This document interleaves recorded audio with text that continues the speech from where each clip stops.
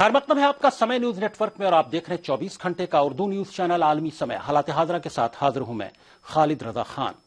वज़ीर-ए-आज़म नरेंद्र मोदी के अपने ही उनके लिए क्या मुसीबत बनते जा रहे हैं। कभी लव जिहाद, कभी तब्दीली मजहब का इशू, तो कभी दीगर मुतनाज़ मामलात, और उसको हवा देने में सबसे आगे हैं उन्हीं के पार्टी के लीडरान और कुछ सख्तगीर हिंदू तंजीमें।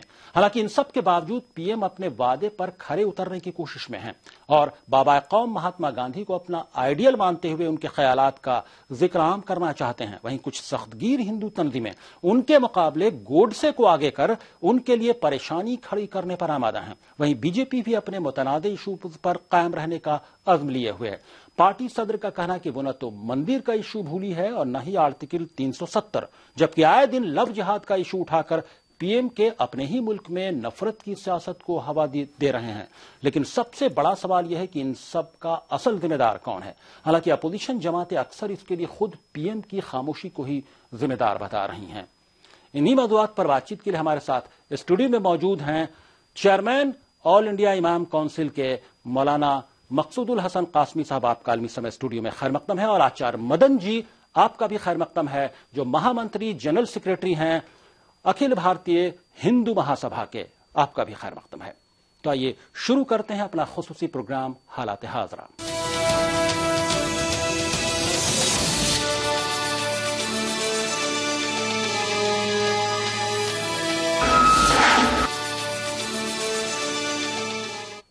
वज़ीर-ए-आज़म नरेंद्र मोदी के अपने ही उनके लिए मुसीबत का सबब बनते जा रहे हैं। कभी लव जिहाद, कभी तब्दीली मजहब का इशू, तो कभी दीगर मुतनाज़ मामला, और इसको हवा देने में सबसे आगे हैं उन्हीं की पार्टी के लीडरान और उनकी पार्टी से वाबस्ता कुछ सख्तगीर हिंदू तंजीमें। हालांकि इन सब के बावजूद पीएम अपने वादे पर खरे उतरने की कोशिश में लगे हुए हैं। इसी कड़ी में वज़ीर-ए-आज़म नरेंद्र मोदी ने गांधीनगर के प्रवासी भारतीय दिवस इजलास में कहा कि दुनिया को हिंदुस्तान से काफी उम्मीदें हैं, क्योंकि दुनिया भर में फैले हिंद नदाद लोगों ने अपनी मेहनत से अपने मुल्क में एक अहम मकाम बनाया है।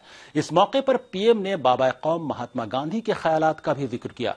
उन्होंने कहा कि आज की दुनिया में गांधी जी के ख्यालात की काफी अहमियत है, लेकिन हिंदुस्तान में ही बाबा कौम महात्मा गांधी की मुखालफत से पीएम मोदी की परेशानियों में एक और इजाफा होता नजर आ रहा है। हालांकि अपोजिशन इस तरह के हालात की वजह खुद पीएम की खामोशी को ही बता रही है। समय महात्मा गांधी की दीर्घदृष्टि कैसी थी। उस समय गांधी जी ने अफ्रीकन नेशनल कांग्रेस के जन्म समय पर विश्व को जो संदेश दिया था, उस संदेश में एक विश्वास झलकता था और उन्होंने कहा था कि ये नवजागरण का प्रेरणा बिंदु बन के रहेगा। ये बात उस समय महात्मा गांधी ने कही थी। आज भी मॉरिशस में 2 अक्टूबर कभी हमारे यहां जिस प्रकार से नहीं मनाई जाती होगी, वैसी 2 अक्टूबर आज भी मॉरिशस में मनाई जाती है। कर्नाटक हिंदू महासभा ने मुल्क की करेंसी से बापू की तस्वीर हटाकर वहां गोडसे और दीगर लोगों की तस्वीर लगाने का मुतालबा शुरू कर दिया है।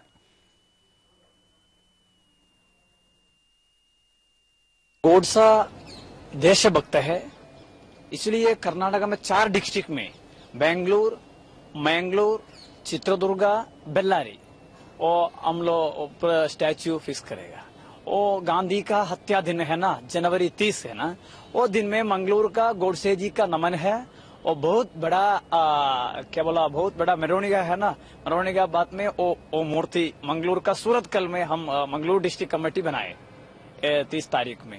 इसे गोडसे देशभक्त है। हिंदू महासभा का एक हिंदू महासभा डिमांड है गवर्नमेंट नरेंद्र मोदी जी का, और हमारा दुड कैश में ऊपर और नोट का ऊपर में गांधी का पिक्चर निकालो। उधर राणा प्रताप जी, छत्रपति वीर शिवाजी महाराज, गोडसे जी, उनका फोटो डालो। वो अच्छा देशभक्त का फोटो अच्छा है। इसे हिंदू महासभा का डिमांड है, इसलिए मैं नरेंद्र मोदी जी का मिलने के लिए मैं दिल्ली में आया।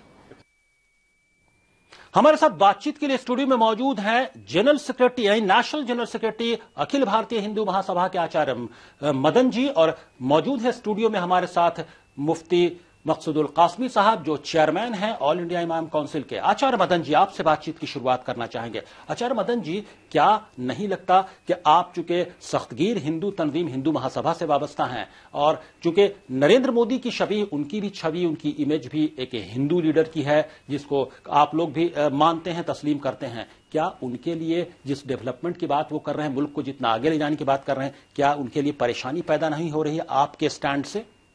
देखिए, डेवलपमेंट बहुत जरूरी है, इसमें कोई दो राय नहीं है, परंतु इस देश के एक एक नागरिक और एक एक जवान की जान की कीमत है, इस बात को भी अच्छी तरह समझ लेना चाहिए। जी जी, हम डेवलपमेंट कर रहे हैं और अपने जवान खोते जा रहे हैं, अपने देश के नागरिक बम विस्फोटों में, आतंकवाद में खोते जा रहे हैं, ये नहीं चलेगा। जी जी। जब ये विपक्ष में थे तो कहते थे माओवादियों के कैंपों में हवाई हमले करो, उनको तबाह करो, और जब ये आ रहे हैं तो ये बातचीत शुरू कर रहे हैं। जब ये विपक्ष में होते हैं तो पाकिस्तान की बिल्कुल ईंट से ईंट बजा दो, जब सत्ता में आते हैं तो साड़ी और सॉल के खेल में लग जाते हैं, व्यापार संधि के एग्रीमेंटों में घूमने लगते हैं। ये दो नीतियां नहीं चलेंगी। देश के लोगों के हाथ में झाड़ू पकड़ा रहे हो आप, तो शत्रु देश तो ये समझ लेगा कि देश के लोगों ने झाड़ू पकड़ लिया, इन पे आक्रमण करो, ये सही समय है। देश के नागरिकों के हाथ में शस्त्र पकड़ाओ, उनको ट्रेनिंग दो कि सीमा पर जो 10,000 लोग खाली करा लिए गए हैं पाकिस्तान, वहां ट्रेनिंग देनी चाहिए थी कि पाकिस्तान का दुस्साहस ना होता कि प्रवेश करने का, गोलाबारी करने का। आचार्य मदन जी, ये कहीं ना कहीं हमारी कमजोरी है। फौज तो उसके लिए है, ट्रेंड वहां पे फौजी है, लेकिन आम लोगों के हाथ में हथियार देना तो और खतरनाक है। बिल्कुल सही कह रहे हो आप। मैं नहीं कह रहा, जिनको भारत रत्न की उन्होंने सबसे बड़ी सिफारिश की, अटल बिहारी वाजपेयी के वर्ड बता रहा हूं। जी जी, कि जब वो अफगानिस्तान के संस्मरण सुना रहे थे कि मैं विदेश मंत्री था, तो उन्होंने कहा था गजनी जैसा लुटेरा भारत की सोने की चिड़िया को कैसे लूट के ले गया, इसलिए लूट के ले गया कि यहाँ के नागरिकों ने राजा और सेना की तरफ देखना शुरू किया, ये युद्ध करेंगे। अगर नागरिक, अगर उसके देश के नागरिक शस्त्र उठा लेते तो कोई लुटेरा भारत की सोने की चिड़िया को लूट नहीं सकता था। तो कहीं ना कहीं मार्शल नॉन मार्शल में हमने समाज को बांट दिया है, ये लड़ेगा ये नहीं लड़ेगा। जब देश पे संकट हो, आतंकवाद हो, तो हर नागरिक का फर्ज है कि अपने जानों की आहुति देकर वो शस्त्र लड़े। जी, आपके पास आते हैं आचार्य मदन जी, हमारे साथ स्टूडियो में मौजूद है मौलाना मकसूद हसन कासमी साहब, लेकिन इस बीच हमारे साथ बातचीत में शामिल हो गई हैं कांग्रेस की लीडर रीता बहुगुणा जोशी साहब। रीता बहुगुणा जोशी साहब, आपको क्या लगता है, जिस तरह से सख्तगीर यानी जो हिंदू तंजीमें हैं वो मुसलसल कहीं ना कहीं से ऐसे बयान दे रही हैं जिससे मुल्क का माहौल भी थोड़ा कशीदा टेंस्ड होता जा रहा है, और नरेंद्र मोदी भी खामोशी इख्तियार किए, उनके लिए भी परेशानी पैदा हो रही है। नरेंद्र मोदी गांधीनगर में गांधी जी की तारीफ करते हुए नजर आते हैं, उनकी आइडियोलॉजी से एग्री करने की बात करते हैं, और उन्हीं की पार्टी के दूसरे लीडरान, संघ के दूसरे लोग गांधी जी की मुखालफत कर रहे हैं, गॉडसे की तस्वीर लगाने की बात कर रहे हैं। देखिए, गांधी जी की बात करना और गांधी जी की बात को मानना, ये दो बिल्कुल अलग पहलू हैं। ये पार्टी और जितने फ्रिंज ग्रुप्स हैं गांधी जी की प्रशंसा करते हैं, उनकी तारीफ करते हैं, लेकिन गांधी जी की जो सोच है, उनकी जो आइडियोलॉजी, उससे बिल्कुल विपरीत करते हैं। ये जो घृणा की बात करते हैं, जो नफरत की बात करते हैं, समाज को तोड़ने की बात करते हैं, जो गोडसे को राष्ट्रवादी बताए, जो गोडसे का मंदिर बनाए, मैं समझती हूँ राष्ट्रद्रोही हैं ऐसे लोग, क्योंकि आतंक को कहीं ना कहीं सपोर्ट करते हैं, हिंसा को सपोर्ट करते हैं। और एक ऐसे व्यक्ति को जिसने विश्व के शांति दूत को मारा हो, उसको उसका ये मंदिर बनाने की बात करते हैं। ऐसे लोगों को तो अपनी शक्ल नहीं दिखानी चाहिए समाज में। गुस्सा आता है, क्रोध आता है, और ये सब संघ परिवार का, हिंदू फ्रिंज ग्रुप का ये मिली जुली इनकी सोच है। जी, रीता बहुगुणा जोशी जी हमारे साथ स्टूडियो में मौजूद है। आचार्य मदन जी जो गोडसे की मुहिम चला रहे हैं, गोडसे का मुजस्समा, जो स्टैचू और उनकी तस्वीरें लगाने की बात कर रहे हैं, वो आचार्य मदन जी हमारे साथ मौजूद है, उनसे चाहेंगे। आचार्य मदन जी, आपका क्या कहना है इस बारे में? जी, ये बता रहे हैं कि गांधी जी शांति दूत थे विश्व के। उन्हीं गांधी जी ने पाकिस्तान निर्माण में सबसे महत्वपूर्ण भूमिका निभाई। पाकिस्तान निर्माण को रोकने के लिए धरने पे नहीं बैठे, अपितु जब पाकिस्तान ने आक्रमण कर दिया कश्मीर पर, भारतीय जवान हम खो रहे थे, उस वक्त 55 करोड़ रुपए सरकार को मजबूर कर दिए अनशन के द्वारा कि 55 करोड़ रुपए दिलवाओ उस समय। ये कहां का शांति दूत है? कि ऐसे शांति दूत से भारत की रक्षा होगी, जिन्होंने, कांग्रेस ने भारत के 2 टुकड़े किए। आप बात कर रहे हो 1/3 कश्मीर खोने के बाद, और गांधी जी वहां पर अनशन कर रहे हैं, 55 करोड़ रुपए दिलाए जाए शत्रु देश को। ये कौन सा शांति दूत है? ऐसे शांति दूत भारत को नहीं चाहिए। कृपया क्षमा कीजिएगा, आपने प्रतिबंध लगा दिया है, गॉडसे के बयान को जनता तक पहुंचने नहीं दिया। आज प्रतिबंध हट चुका है। जो लोग भी गॉडसे के बयान को पढ़ते हैं वो मानते हैं कि गांधी ने बहुत सरासर देश के साथ विश्वासघात किया कि पाकिस्तान मेरी लाश पे बनेगा। 20 लाख लोग कत्ल कर दिए गए। क्या उसकी जिम्मेदारी कांग्रेस लेने को तैयार है? क्या आप शांति से माइग्रेशन करा सकती थी? इतनी क्षमता थी आपके अंदर? आप आइडियोलॉजी की बात कर रहे हैं, गांधीवाद की बात कर रहे हैं। गांधी जी दोहरा जीवन जीते थे। ब्रह्मचर्य प्रयोग पर आप कभी बोल के देखिए, डिबेट करा के देखिए, मैं बताता हूं गांधी जी का ब्रह्मचर्य प्रयोग क्या था। दिन का जीवन अलग था, रात का जीवन अलग था। शर्म आती है तुम्हें ऐसे महात्मा बोलते हुए गांधी को? अरे आप बात तो सुनिए, आप डिबेट में आइए। गांधी के सत्य के प्रयोग, अहिंसा के प्रयोग कहां धरे रह गए हम आपको बताएंगे। ब्रह्मचर्य के प्रयोग क्या थे वो बताएंगे आपको। इतने सारे शोध सामने आए हैं, अब तो गांधी का आप नाम ले रहे हैं, महापुरुष कह रहे हैं, वो साधारण पुरुष के योग्य भी नहीं थे। आप डिबेट कराइए, हम आपको चर्चा करने के तैयार है जी। हमारे गांधी पे आप चर्चा कीजिए, ब्रह्मचर्य प्रयोग के क्या थे। अगर आपने नहीं पढ़ा तो आप पढ़िए फिर आइए बहस करने के लिए। इसी पर हम ख्याल जान लेते हैं। हमारे साथ चेयरमैन ऑल इंडिया इमाम काउंसिल के मौजूद हैं हमारे स्टूडियो में, मुफ्ती मकसूदुल हसन कासमी साहब। आपका क्या ख्याल है मकसूदुल हसन कासमी साहब? आपने दोनों हजरात की बात सुनी। रीता बहुगुणा जोशी कांग्रेस के लीडर हैं और आचार्य मदन जी हिंदू महासभा के नेशनल जनरल सेक्रेटरी हैं। अब आप क्या कहेंगे? देखिए, मैं ये अर्ज कर रहा हूं, ये जो साहब अभी बोल रहे हैं और नाथूराम गोडसे की वकालत कर रहे हैं, नाथूराम गोडसे देश का सबसे बड़ा आतंकवादी है और ये डबल स्पीक करते हैं और दोहरा मापदंड इस्तेमाल करते हैं। ये अब जब से एनडीए की सरकार आई है, देश में हो क्या रहा है? इस देश में जब से सरकार आई है, इतना सवाल देश में ये होना चाहिए कि इस देश में पेट्रोल 67 रुपये पर लीटर है, पाकिस्तान जैसे मुल्क में 26 रुपये लीटर है, बांग्लादेश में 22 रुपये लीटर है, क्यूबा में 19 रुपये लीटर है और इटली में 14 रुपये लीटर है, नेपाल में 34 रुपये लीटर है। ये सवाल सब कुछ दबा रहे हैं। ये हालात इसलिए है कि इन्होंने बजट में कृषि का बजट 30% इन्होंने खत्म कर दिया, इन्होंने हेल्थ बजट 20% खत्म कर दिया और भाजपा के लोगों के आतंकवाद में नाम आ रहे हैं। बिजोन महाजन जो आसाम का प्रवक्ता हैं, वो बर्दवान के बम विलास में उनका नाम आया। कहीं कोई डिबेट नहीं, ये डिबेट को दबा रहे हैं, ये असल मुद्दों को दबा रहे हैं। आपका कहना है कि असल मुद्दों को दबाने के लिए इस तरह के इश्यूज उठाए जा रहे हैं इसीलिए और नरेंद्र मोदी और मैं कहता हूं नरेंद्र मोदी जी की सरकार की लुटिया डुबोने वाले यही लोग हैं और ये उठे हैं जी। आचार्य मदन जी, आपसे जानना चाहेंगे, क्या ऐसा है कि जो असल इश्यूज हैं डेवलपमेंट के, जिस पर नरेंद्र मोदी जी जिन्होंने वादा किया था कि पूरा करेंगे, वो पूरा नहीं हो पा रहा है, तो अब आप लोग ऐसे इश्यूज उठा रहे हैं ताकि उससे मामला आम पब्लिक का डाइवर्ट हो जाए जहन? देखिए जी, मोदी सरकार से हमें कोई उम्मीद नहीं है। आप जो कह रहे हैं कि मुद्दे डेवलपमेंट के होने चाहिए, आप आज ही क्यों होने चाहिए, आप आज ही क्यों? एक बात सुनिए, 10 साल से आप कहां थे? एक बात सुन लीजिए जी जी। कोई दिक्कत नहीं है, पेट्रोल के दाम, महंगाई कम होनी चाहिए, वादे पे खरे नहीं उतर रहे। परंतु मेरा यह कहना है कि क्या महंगाई से ज्यादा जवान की जान की कीमत नहीं है? जो जवान वहां बॉर्डर पे मर रहे हैं, जो जवान यहां पर मार्क्सवादी आतंकवादियों से, माओवादी आतंकवाद के द्वारा मर जा रहे हैं, क्या इस देश के नागरिक और जवानों की कोई कीमत नहीं है आपकी नजर में? जी। हम क्यों ऐसे समझौते पाकिस्तान से बातचीत कर रहे हैं और ऐसे आतंकवादियों को क्यों प्रेशर दे रहे हैं, ऐसे समाज को तोड़ने वाले पे क्यों प्रेशर दे रहे हैं? ये जानना जरूरी है, उनको रोकना जरूरी है। जहां मोदी जी नाकाम हो रहे हैं, आज अलगाववादी से बातचीत कर रहे हैं कश्मीर में सरकार बनाने के लिए, ये गलत है। धारा 370 समान नागरिक संहिता, आपको क्या आपत्ति है देश में एक कानून बने, आपके लिए अलग कानून चले, हिंदुओं के लिए अलग कानून चले? आप ये विभाजन की बात को स्वीकार कैसे कर रहे हैं? हम नहीं है। आप क्यों आप समान नागरिक संहिता पे बात कर रहे हैं? आर्टिकल 44 पे क्यों नहीं बहस करते आप? क्या चाहते नहीं कि देश में सब एक नागरिक के रूप में भेदभाव खत्म हो? तो देश को तोड़ने के लिए ही आप लोग काम कर रहे हैं। अपनी मुस्लिम पर्सनल लॉ अलग डिमांड करते हो, हिंदू समाज भी अगर मनुस्मृति से मांग करने लगे तो समाज कहां जाएगा? हिंदू समाज ने कभी इस तरह की मांग नहीं की है। देखिए, अगर हम भी अपने पर्सनल हिंदू वैदिक धर्म के ऐसा मानने लगे तो फिर देश के तो फिर क्या होगा? आप देखिए, आचार्य मदन, हम चाहते हैं कि समान नागरिक संहिता, देश के लिए एक कानून बने, सब देश का एक समान व्यवहार हो। ये नहीं कि मुस्लिम तुष्टिकरण के आप अलग कानून चला रहे, ईसाइयों के लिए अलग कानून चला रहे। देश को तोड़ने का, बांटने का काम तो सरकारें करती आई हैं जी। और ये वो लोग वकालत कर रहे हैं जिन्होंने पाकिस्तान का निर्माण कराया। सवाल, अगर 67 साल में हम हिंदू मुसलमान एक रह सकते थे, तो आप मुझे बताइए अखंड भारत में क्यों नहीं रह सकते थे? जी, इस बात का जवाब कौन देगा? आचार्य मदन जी, हम इसी का जवाब जानने की कोशिश करते हैं मुफ्ती मकसूदुल हसन कासमी साहब से। आप इन्होंने देश की बॉर्डर पर जो जवान मर रहे हैं उसकी वो जताई और हम भी इतने हैं कि वो बेवजह मारे जा रहे हैं। लेकिन सवाल यह है कि पाकिस्तान का सबसे बड़ा आतंकी हाफिज सईद से मिलने के लिए डॉक्टर वैद प्रताप वैदिक जाते हैं, जिनके ताल्लुकात आरएसएस से हैं, तो उसके लिए कुछ नहीं कहते। बल्कि आरएसएस के मोहन भागवत ने कहा कि डॉक्टर वैद प्रताप वैदिक ने मिलकर के कोई हर्ज नहीं किया और वो इसलिए जब आप कहते हैं, जब आप करें तब कौन होता है? कोई दूसरा। मुझे बोलने दीजिए, अब मैं आपकी बात में नहीं बोल रहा, मुझे बोलने दीजिए, कोई सभ्यता नहीं है, मुझे बोलने दीजिए। जब आप करते हैं तो पुण्य होता है, जब आपको मिलता है तो वो ठीक हो जाता है, कोई और दूसरा करता है तो वो गलत आतंकवाद हो जाता है। चट भी इनकी, पुण्य उठ भी उनकी इनकी।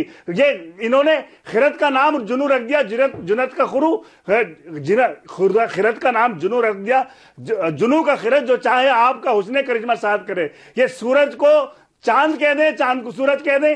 बिजॉन महाजन इनकी पार्टी, ये जिस आरएसएस की बात करते हैं, जी इनको शर्म नहीं आती कि पाकिस्तान के हाफिज सईद जो देश के बॉर्डर पर नौजवानों को मारने के लिए जिम्मेदार है, उससे मिलने के लिए गया। इसका जवाब ये बिल्कुल नहीं देते।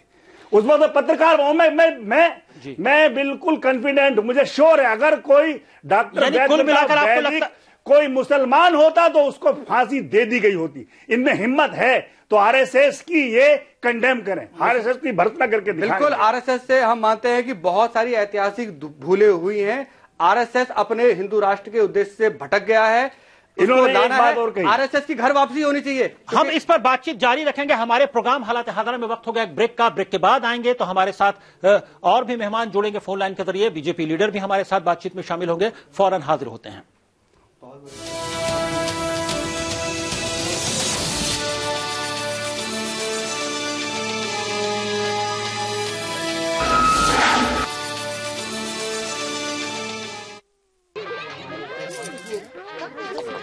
घूंघट नीचे।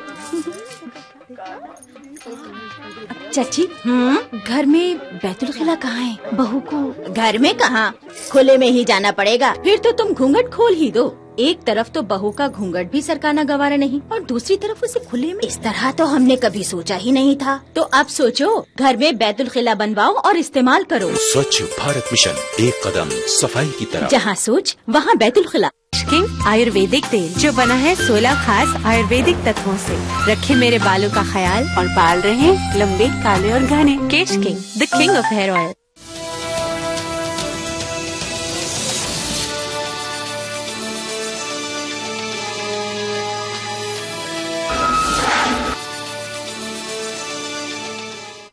ब्रेक के बाद आलमी समय में आपका फिर खैर मकदम है। आप देख रहे हैं हमारा खुसूसी प्रोग्राम हालात हाज़िरा। स्टूडियो में बातचीत के लिए मौजूद हैं चेयरमैन ऑल इंडिया इमाम काउंसिल के मौलाना मकसूदुल हसन कासमी साहब और आचार्य मदन जी जो जनरल सेक्रेटरी हैं, महामंत्री हैं अखिल भारतीय हिंदू महासभा के। मौलाना कासमी साहब, आप क्या कहेंगे? जिस तरह से गुफ्तगू हो रही थी कि और आचार्य मदन जी भी ये कहते हैं कि वो भी आरएसएस से इत्तफाक नहीं करते और कहीं ना कहीं से ऐसा लगता है वज़ीर आज़म नरेंद्र मोदी की जो खामोशी है, कहीं क्या आपको लगता है उस खामोशी पर आप क्या बोलेंगे जो पूरे मामले पर चल, जब से उनकी सरकार बनी है तब से जो सख्तगीर हिंदू तंजीमें हैं वो ज्यादा सर उठा रही हैं और वो खामोश हैं? देखिए, जब से सरकार आई है वजूद में तब से मुझे ऐसा लगता है कि नरेंद्र मोदी जी पर संघ के जो परिवार के लोग हैं वो हावी हो चुके हैं और वो बेबस से नजर आ रहे हैं। उन्हीं की पार्टी के योगी आदित्यनाथ, साक्षी महाराज जैसे लोग और किशोर वो साध्वी निरंजन जैसे लोग, तमाम के तमाम जो एक देश में इस देश में फिरका वाराना माहौल पैदा करते हैं, इस देश को आग के हवाले करते हैं, लेकिन नरेंद्र मोदी जी कुछ नहीं कहते और मजबूरन उनकी सुरक्षा भी बढ़ा देते हैं। ऐसा लगता है कि ये नरेंद्र मोदी जी एक असहाय से नजर आ रहे हैं। जी, यानी आपको लगता है कि उनकी खामोशी कहीं ना कहीं से एक साइलेंट कंसेंट है? हाँ, हालांकि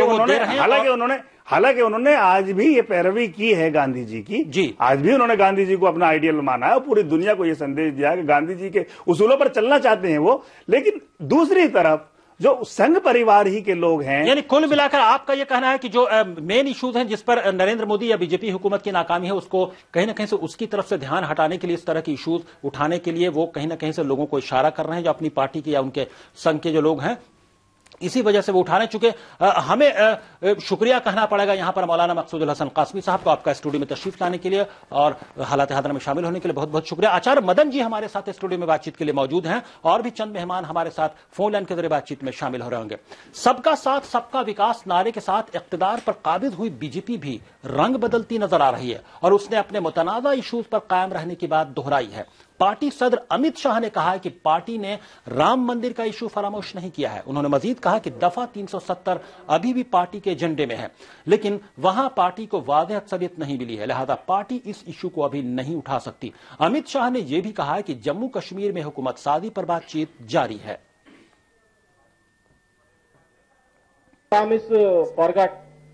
When it is built, क्या कह रहे हैं? राम मंदिर, नहीं promise forgot बीजेपी, नहीं भूले भैया, सर और भूले भी हो गए तो आपने रिमाइंड करा दिया, अच्छा किया। वीएचपी के खातून सेल दुर्गा वाहिनी ने मुबैना लव जिहाद के खिलाफ हिंदू खवातीन को बेदार करने के नाम पर बॉलीवुड स्टार करीना कपूर की फोटो का इस्तेमाल किया है। दुर्गा वाहिनी की शिमाली हिंदुस्तान के रीजनल कोऑर्डिनेटर रजनी ठुकराल ने अपनी मैगजीन हिमालय धोनी के कवर पर करीना की जो तस्वीर शाया की है उसमें आधा चेहरा हिंदू खातून का है जिसकी मांग में सिंदूर है और आधे चेहरे पर नकाब है। करीना की ऐसी फोटो छापे जाने से उनके शौहर सैफ अली खान नाराज हैं। उनका कहना है कि ऐसा कदम उठाकर मैगजीन के लोगों ने अपनी पस्त ज़हनियत का मुजाहरा किया है।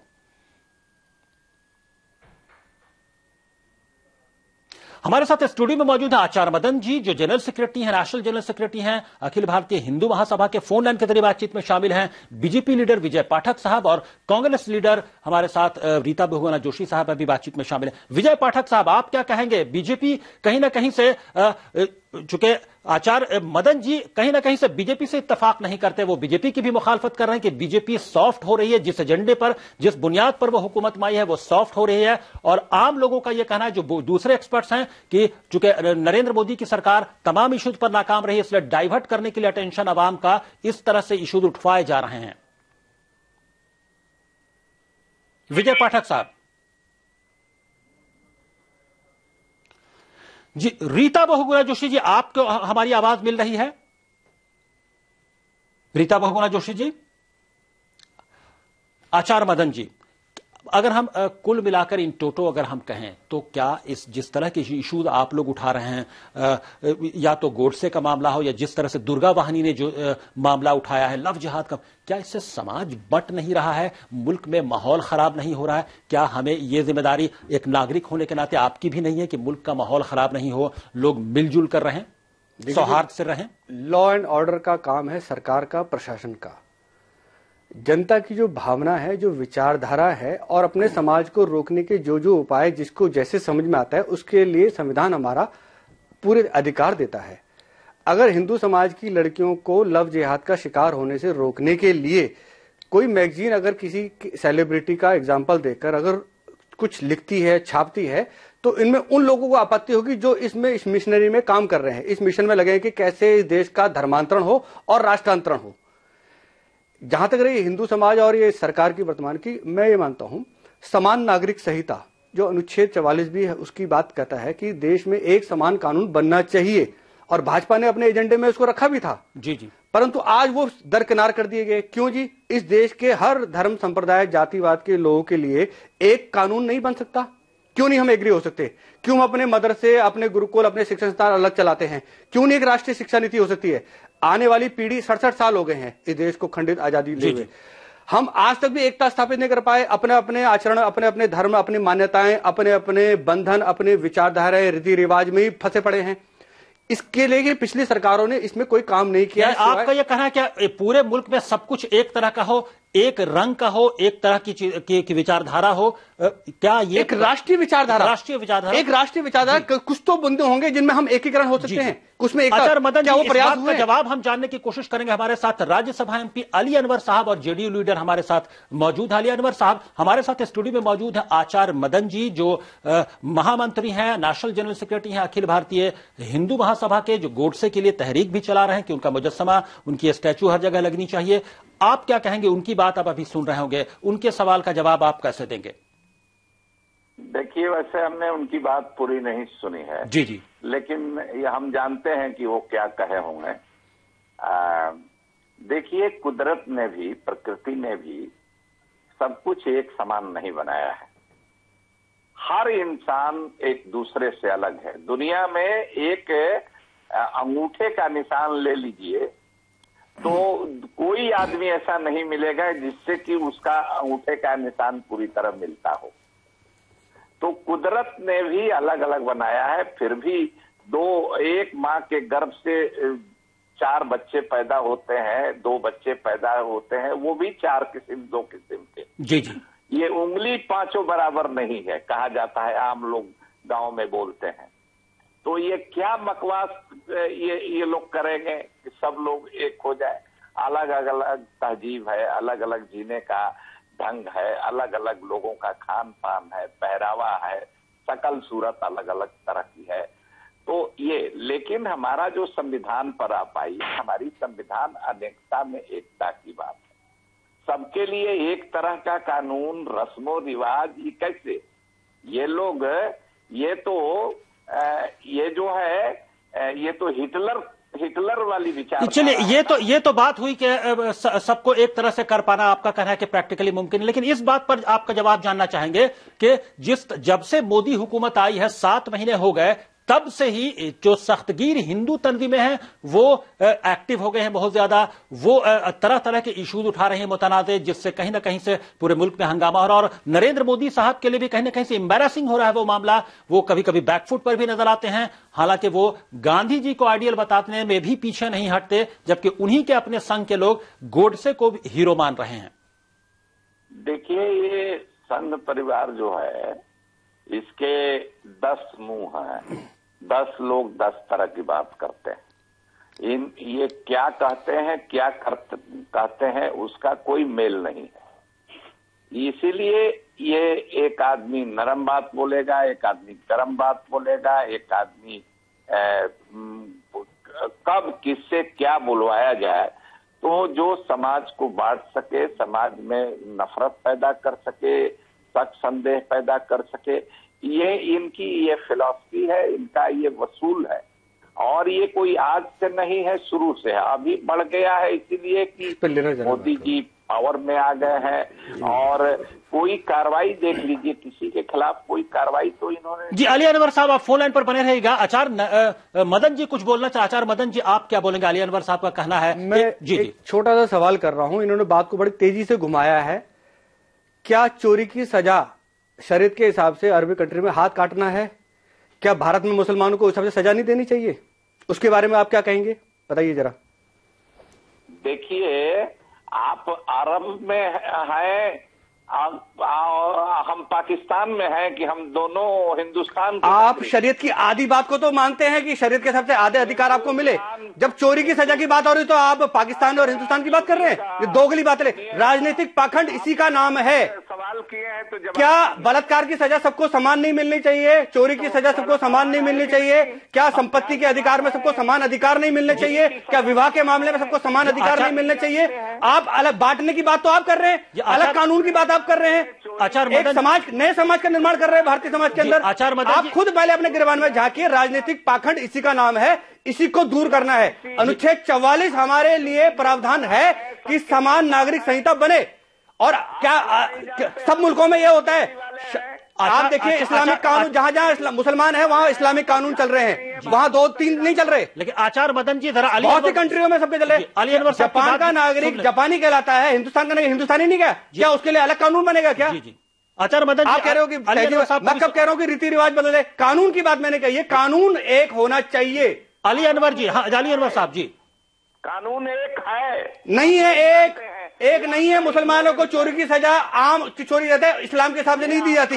इस्लाम के हिसाब से उसका हाथ काट देना चाहिए चोरी की सजा में, क्योंकि आप इस्लाम के सारे अधिकार लेते हैं, आप मदरसों के अधिकार लेते हैं, आप मस्जिदों, सुनिए, आपको सारे अधिकार मिले हैं अल्पसंख्यकों के। आपकी धर्म की रक्षा करना इस देश का कर्तव्य है, तो शरीयत के हिसाब से आप चोरी की सजा क्यों नहीं लेते? जी अली अनवर साहब। क्या जी आचार्य मदन जी जो बोल रहे हैं, आपका क्या रिएक्शन? सुनिए, आचार्य मदन जी नहीं जानते हैं कि जो भी क्राइम करेगा, मर्डर करे, डकैती करे, चोरी करे, सब तरह के कानून इस्लाम में कैसे कानून है बताइए? क्योंकि आप फतवे जारी करते हो, फतवे मंजूर हो जाते हैं, आप मदरसों में अपनी शिक्षा देते हो। आचार्य मदन जी, आपको इस्लामिक कानून के हिसाब से सजा मिलनी चाहिए। बात सुन लेते हैं, उसके बाद फिर आप अपना रिएक्शन दीजिएगा। हाँ, आप भी जानते हैं कि नहीं? तो आपको बोलना चाहिए। आप बताइए उनको, ऐसे लोगों को जो आप वकालत कर रहे हैं कि अलग अलग एक सबके अपने रीति रिवाज एक नहीं हो सकते। मैं तो एक की बात कर रहा हूं ना, सबको एक कानून के तहत ले आई जाए। आप शरीयत की बात करते हो तो शरीयत के हिसाब से आपको विवाह के अधिकार मिल जाएंगे, शरीयत के हिसाब से आपके और रीति रिवाज के अधिकार मिल जाएंगे। आचार्य मदन जी एक बार उनकी बात सुन लेते हैं, उसके बाद आपसे रिएक्शन लेंगे। कानून अलग अलग है, ये भी बात नहीं जानते तो आप किस बात के लिए एंकरिंग कर रहे हैं? आपको कहना चाहिए ऐसे लोगों को। जी आप अपनी बात बोलिए अली अनवर साहब। जी हम चाहेंगे कि आपसे वो सवाल कर रहे हैं, आप उनका जवाब दें। यकीनन कानून है इस मुल्क में, कॉन्स्टिट्यूशन है उसके तहत, और अपना कानून है, आईपीसी है कि नहीं कि सीआरपीसी आईपीसी की सारी आपके इस्लामिक कानून क्यों नहीं लागू होते मुसलमानों पे, ये बताइए मुझे। होती है जी सारे कानून, लेकिन आपने लिए कुछ नहीं ली, अपने मतलब के हिसाब से आपने कुछ कानून तो ले लिए और कुछ अपने अधिकार ले लिए, दो बातें नहीं। जी आचार्य मदन जी एक बार उनकी पूरी बात सुन लेते हैं, उसके बाद आप रिएक्शन दीजिएगा। अली अनवर साहब जी आप अपनी बात पूरी कर लीजिए। अली अनवर साहब माने हम ये कह रहे हैं कि सबके लिए सीआरपीसी आईपीसी की सारी धाराएं हिंदुस्तान के 1.25 करोड़ लोगों पर समान रूप से लागू हैं। चोरी करेगा, डकैती करेगा, मर्डर करेगा, लूटेगा, बलात्कार करेगा, चाहे हिंदू हो, मुसलमान हो, सिख हो, ईसाई हो, जैनी हो, पारसी हो, बौद्ध हो, बूढ़ा हो, कोई भी हो, उस पर समान रूप से लागू है। इसमें कहाँ हिंदू मुसलमान धर्म की बात अलग अलग है। इतनी बात, बुनियादी बात जो नहीं जानता है तो आपको बताना चाहिए ना। इनका यह कहना है कि जब मुस्लिम पर्सनल लॉ की बात होती है, मैं इनकी बात बोल रहा हूं, मैं अपनी तरफ से कुछ नहीं बोल रहा हूं कि मुस्लिम पर्सनल लॉ की बात होती है तो अलग अलग है। आदिवासियों का अलग रिचुअल्स है, शादी ब्याह का तरीका अलग है जी, ईसाइयों का अलग है, सिखों का अलग है। लेकिन इस बात को आचार्य मदन जी मैं अपनी तरफ से ये बात बोल रहा हूं, इस बात को कम से कम हमें मानना चाहिए कि हमारा मुल्क जो है कहीं ना कहीं से अलग अलग तरह के कल्चर के लोगों का मुल्क है। एक साथ मिलकर इस तरह के लोग रहते हैं, अलग अलग धर्म, अलग अलग कल्चर, अलग अलग भगवान, अलग अलग देवताओं को मानने वाले लोग रहते हैं जिनका रीति रिवाज अलग है। तो ऐसे में कहीं ना कहीं से एक कानून बनाना मुश्किल नहीं लगता है। क्या सबको एक रंग में रंग दिया जाए? क्या यह अच्छा होगा, या यूनिटी इन डाइवर्सिटी ही सबसे खूबसूरती है इस मुल्क की? आचार्य मदन जी आपसे जानना चाहेंगे। जी भारत में हिंदुस्तान का एक कल्चर है, वो है सनातन वैदिक धर्म। उसके एक रूप में आने का, मैं कह रहा हूं बंगाली हो, गुजराती हो, मराठी हो, वो एक हिंदू के रूप में पहचान है। हमारी अपनी एक संस्कृति चली आ रही है, सामाजिक मान्यता चले, परंतु इस्लाम केवल उपासना पद्धति नहीं है, एक सामाजिक मान्यता है। क्या आप ये लेकिन इनके मदरसे बिल्कुल अलग हैं? जो मदरसों में बच्चे पैदा होते हैं वो पूरी इस्लाम की शिक्षा लेते हैं, वो हिंदू बच्चों से बिल्कुल अलग हैं, वो सिख लोगों से बिल्कुल अलग है।